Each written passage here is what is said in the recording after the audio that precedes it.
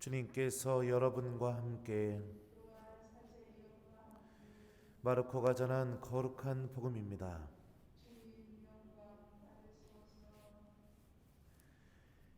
예수님께서는 5,000명을 배불리 먹이신 뒤 제자들을 재촉하시어 배를 타고 건너편 벳사이다로 먼저 가게 하시고 그동안에 당신께서는 군중을 돌려보내셨다. 그들과 작별하신 뒤에 예수님께서는 기도하시려고 산에 가셨다. 저녁이 되었을 때 배는 호수 한가운데 있었고 예수님께서는 혼자 무태 계셨다. 마침 맞바람이 불어 노를 젓느냐고 애를 쓰던 제자들을 보시고 예수님께서는 새벽녘에 호수 위를 걸으시어 그들 쪽으로 가셨다. 그분께서는 그들 곁을 지나가려고 하셨다. 제자들은 예수님께서 호수 위를 걸으시는 것을 보고 유령인 줄로 생각하여 비명을 질렀다. 모두 그분을 보고 겁에 질렸던 것이다. 예수님께서는 곧 그들에게 말씀하셨다. 용기를 내어라. 나다. 두려워하지 마라. 그러고 나서 그들이 탄 배에 오르시니 바람이 멎었다. 그들은 너무 놀라 넋을 잃었다. 그들은 빵의 기적을 깨닫지 못하고 오히려 마음이 완고해졌던 것이다. 주님의 말씀입니다.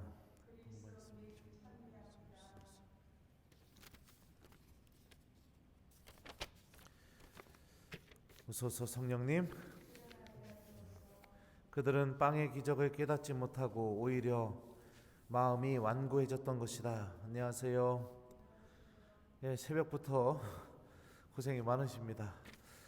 자, 오늘 예수님께서 무리를 걸으시는 이 기적을 제자들에게 보여주십니다. 빵의 기적에 이어서 두 번째로 보여주시는 기적이죠. 그런데 이 무리를 걸으신 예수님의 기적 장면을 다 체험한 제자들을 두고 마르코 복음서는 다음과 같이 이 제자들의 모습에 대해서 정리를 하게 됩니다. 그들은 빵의 기적을 깨닫지 못하고 오히려 마음이 완고해졌던 것이다. 왜 이런 표현을 썼을까요? 제자들이 놓치고 있었던 게 무엇이었을까? 한번 같이 오늘 복음에서 그 답을 좀 찾아봤으면 좋겠습니다. 첫 번째로 예수님께서 무리를 걸으신 이 기적을 왜 일으키시게 되었는가? 우리는 그 이유부터 한번 생각해 볼 필요가 있습니다. 빵의 기적은 예수님께서 왜 일으키셨죠? 날이 다 되었고 저녁이 다 되었는데 사람들이 먹을 것이 없는 그런 상황이었었고 수많은 사람들을 다시 마을로 돌려보내기에 너무 늦어버린 그런 상황이었죠. 그러면 무리를 걸으신 기적을 일으키시는 이유는 무엇입니까? 오늘 복음은 다음과 같이 묘사합니다. 마침 맞바람이 불어 노를 젓느냐고 애를 쓰던 제자들을 보시고 예수님께서는 새벽녘에 호수 위를 걸으시어 그들 쪽으로 가셨다 라고 이렇게 전하고 있죠. 우리나라 성경에는 잘 표현이 되지 않았지만 애를 쓰다 라고 이렇게 번역된 그리스어 원 단어의 뜻은 고문하다, 집요하게 괴롭히다 라는 의미를 갖고 있습니다. 그러니까 노를 젓는 것 자체가 고문당할 정도의 고통을 겪는 것, 무리해서 고문을 당할 정도의 고통을 겪는 상황은 어떤 상황일까요? 굉장히 긴박한 상황이라는 걸 알 수 있겠습니다. 그러니까 정말로 맞바람이 불어서 제자들이 빠져 죽을지도 모르는 그런 상황이었습니다.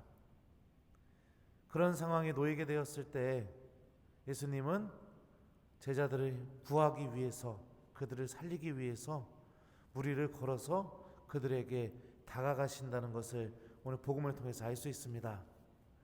제자들이 놓치고 있었던 것은 바로 예수님 마음 안에 담겨져 있는 이 사랑, 그 사랑이 무슨 일까지 할 수 있는 것이 있는지, 또 예수님께서는 어떤 분이신지 그것을 정확하게 알고 있지 못했던 것 같습니다. 자신들에게 다가오시는 예수님, 자신을 구원하러 오시는 예수님, 그 예수님을 바라보고 제자들은 예수님을 유령으로 알아보게 되죠. 그리고 제자들이 예수님을 왜 유령으로 알아보게 되었을까? 단순히 무리를 걸어 오셨기 때문에 잘 보이지 않아서, 막 바람이 막 요동치고 있는 상황에서 누군가가 무리를 걸어오니까 놀라서, 물론 그럴 가능성도 있겠죠. 하지만 예수님을 유령으로 바라봤다는 사실, 그 내면 안에 담겨져 있는 제자들의 생각은 무엇일까요? 예수님께서는 절대로 우리들에게 오실 것이다 라는 생각을 전혀 하지 못하고 있었다는 것을 의미하겠죠.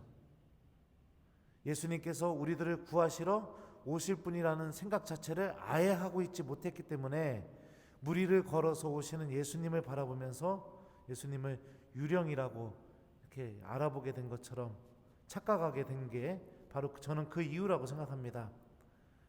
예수님께서는 사랑으로 모든 것을 판단하고 계시고 결정하고 계시고 움직이시는 분이십니다. 이것이 바로 빵의 기적을 통해서 드러난 예수님의 모습입니다. 그리고 지금 위기의 상황에서도 예수님께서 갖고 계시는 그 사랑은 무리를 걸어서라도 제자들에게 다가가시어 그들을 구원할 정도로, 그분의 사랑은 매우 민감하고 움직이고 사람의 고통 앞에서 절대로 외면할 수 없는 그 엄청난 힘을 갖고 있는 것이 바로 예수님의 사랑이죠. 그렇다면 제자들은 바로 이 예수님 안에 담겨져 있는 사랑, 이미 빵의 기적을 통해서 체험하게 됐었죠. 그분의 사랑은 절대로 가만히 있지 못한다. 그분의 사랑은 인간의 고통을 절대로 외면하지 못한다. 그분의 사랑은 움직이는 사랑이고 인간에게 다가오시는 사랑이고 모든 것을 품어서 불가능 속에서 가능을, 부족함 속에서 충만함을 만들어내는 게 그분 사랑의 힘이다. 이것을 빵의 기적을 통해서 체험했음에도 불구하고 자신들에게 다가오는 이 예수님의 사랑, 그리고 예수님의 모습을 알아보지 못하게 됩니다. 이런 제자들의 모습을 두고 마르코복음서는 빵의 기적을 깨닫지 못하고 오히려 마음이 완고해졌던 것이다 라고 이렇게 표현하고 있는 거죠. 그럼에도 불구하고 우리는 다시 예수님의 모습을 집중해 봤으면 좋겠습니다. 제자들에게 용기를 내어라, 나다, 두려워하지 마라 하고 말씀하시며 그 제자들에게 다가오시는 분이 바로 예수님이십니다. 우리가 믿고 있는 예수님은 이처럼 사랑으로 움직이시는 분이시고 끊임없이 우리에게 다가오시는 분이시죠. 우리들의 마음이 굳어져서 제자들처럼 예수님을 알아보지 못하는 그 순간에도 주님께서는 용기를 내어라, 나다, 두려워하지 마라 라고 말씀하시면서 우리들 각자에게 다가오시는 분이시죠.